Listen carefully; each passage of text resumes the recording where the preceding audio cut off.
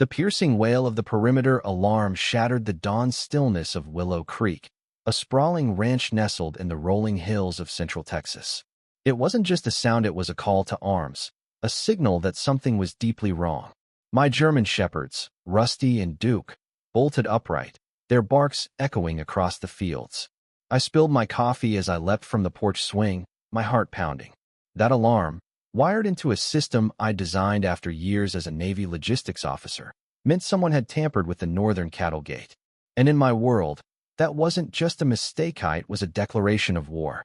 My name's Tom Hargrove, and I've run Willow Creek Ranch for over a decade. It's 200 acres of open pasture, sturdy fences, and a herd of Angus cattle that are my pride and joy. But 6 months ago, trouble moved in next door. Evelyn Pritchard, the newly elected president of the Sunny Hills Homeowners Association, decided my ranch was her personal crusade. She'd filed complaints about everything from barnyard odors to the height of my mailbox. But this, shutting my cattle gate and triggering a lockdown, this was her crossing a line she couldn't uncross. I sprinted toward the gate, boots crunching on gravel, the alarm still screaming. As I crested the hill, there she stood, Evelyn, clipboard in hand, a smug grin plastered across her face. Her security consultant, a lanky kid in a cheap polo, shifted nervously beside her. The gate, which controlled access to the main grazing field, was padlocked shut, cutting off my cattle from their pasture. My herd was already restless, lowing and pacing behind the temporary fencing. "Evelyn, you locked my gate," I asked, my voice low but sharp enough to cut through the morning air. She tilted her chin up. "This gate's a hazard, Tom. Your cows are too close to our community. I'm protecting Sunny Hills." "You're on my land," I said, pointing to the private property sign she was practically standing under. "That gate's part of a registered livestock operation. You've just triggered an alert that's pinging the county sheriff right now." Her smile faltered, but she waved her clipboard like a shield. "The HOA has rights. We're a shared community, and your animals are a nuisance." Before I could respond, a deep bellow came from the herd. My lead bull, Samson, was ramming the temporary fence, his massive frame shaking the posts. Dust swirled as the other cattle joined in, their agitation growing. "You're stressing a 1,000-pound animal," I snapped. "This isn't a game." Evelyn scoffed, but her eyes darted to the herd. She took a step back as the distant sound of tires on gravel grew louder. A sheriff's cruiser pulled up, and Deputy Laura Hensley stepped out, her expression a mix of exasperation and amusement. "Morning, Tom," she said, then turned to Evelyn. "Ma'am, I've got a report of tampering with private property." "That you?" Evelyn puffed up. "I'm the HOA president. I'm addressing a safety violation." Laura cut her off. "This ranch is under County Code 512. That gate's private, and locking it risks animal endangerment. Remove the padlock. Now." Evelyn's face turned crimson. She fumbled, then admitted she didn't have the key. The kid in the polo backed away, clearly wanting no part of this. I grabbed my bolt cutters, snapped the lock, and swung the gate open. Samson led the herd through, their hooves thundering as they reclaimed their pasture. Laura gave Evelyn a warning to stay off my land and drove off. Evelyn, unapologetic, stormed back to her golf cart, muttering about lawyers. That night, I sat in my officia converted tack room lined with monitors. The security system, complete with cameras and motion sensors, had recorded everything. Evelyn's trespass, the padlock, her smug lecture. It was all time-stamped, admissible evidence. I opened a file I'd jokingly called Plan E after Evelyn's third complaint about my roosters crowing. It wasn't a revenge plan, just a checklist of legal defenses, new signage, and a few harmless tricks to keep her at bay. I knew she wouldn't stop. People like Evelyn don't quit when they're wrong, they double down when they're embarrassed. The next morning, I heard the faint hum of voices from the Sunny Hills Community Pavilion. The HOA was holding its monthly meeting, and after Evelyn's stunt, I decided to keep an eye on things from a distance. Through my binoculars, I saw her at the head of a folding table, gesturing at a poster board covered with blurry photos of my cattle near the fence. She'd labeled them public hazard and noise violation. Her voice carried, spinning the gate incident as her heroic stand against a reckless rancher. A few residents nodded, not out of agreement, but fear. Evelyn's HOA fines were legendary. She'd once cited a neighbor for planting non-approved roses. She proposed a new rule: no livestock within 30 feet of the HOA fence. It would cripple my grazing paths. I'd had enough. I walked to the pavilion, carrying a folder of county maps, deeds, and a screenshot of Evelyn locking my gate. The crowd hushed as I handed the folder to the board. "These are the facts," I said. "My land's registered. Your president trespassed and endangered my herd." Evelyn's face twisted. "You're intimidating us," she shrieked. "I'm clarifying," I replied, holding up the screenshot. The board's chair, a quiet retiree named Harold, tabled her motion for review. As I left, I felt the tide shifting. Evelyn's grip was slipping. By afternoon, fake signs sprouted along the HOA path bordering my ranch. No livestock after 6 p.m. They weren't legal, just Evelyn's attempt to look official. The next day, 2 men in Sunny Hills compliance shirts prowled my fence, snapping photos and rattling my gate. I stepped out, phone recording. "You're on private land," I said. "Name the law that lets you do this." They stammered, pointing to their shirts.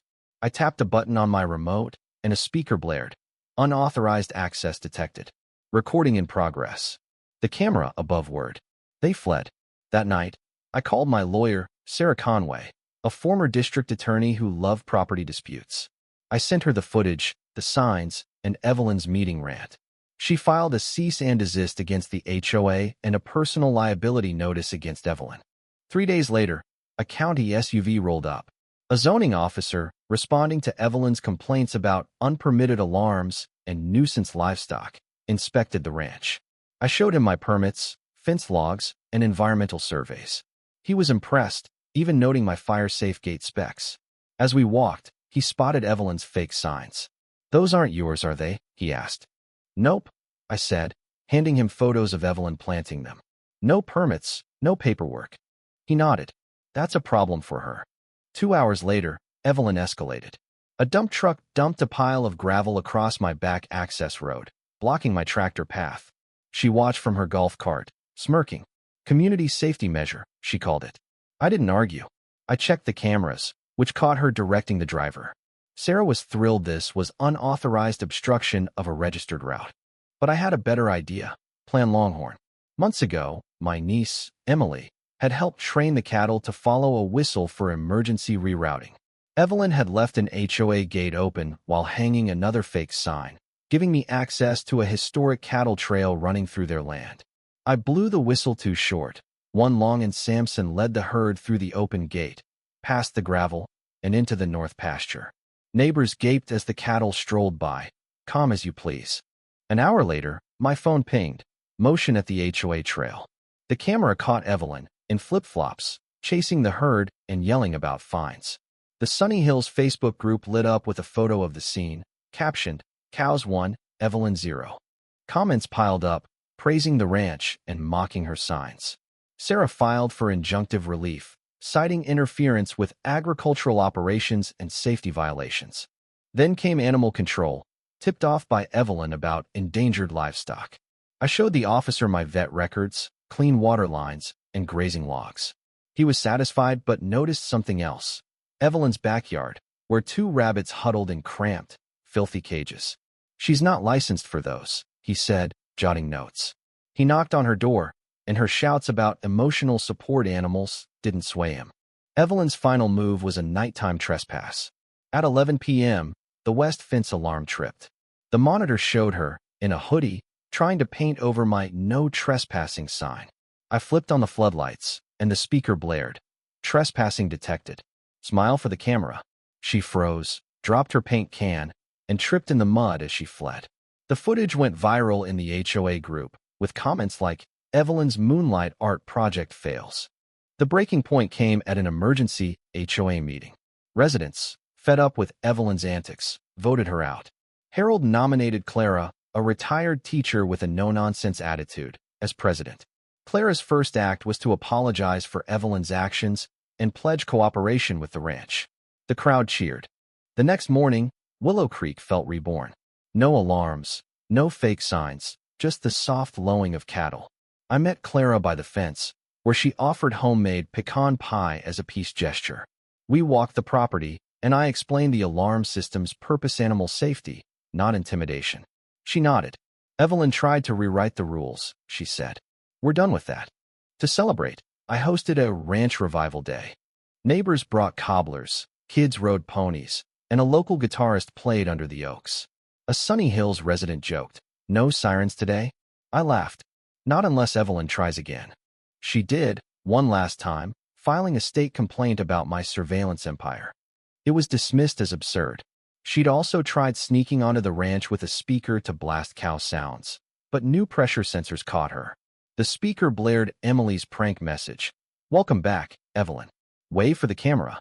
She dropped everything and ran. I kept the speaker as a trophy. A week later, a cryptic note appeared in my mailbox. "Enjoy your cows while they last." I turned it over to the sheriff, who filed it as a threat. The HOA issued a public apology online, with a photo of Samson and kids from Ranch Revival Day, captioned, "Willow Creek stands strong." I carved a sign above the northern gate, "Don't test the ranch." Evelyn faded away. Her social media went dark, her signs peeled in the sun, and she skipped HOA meetings.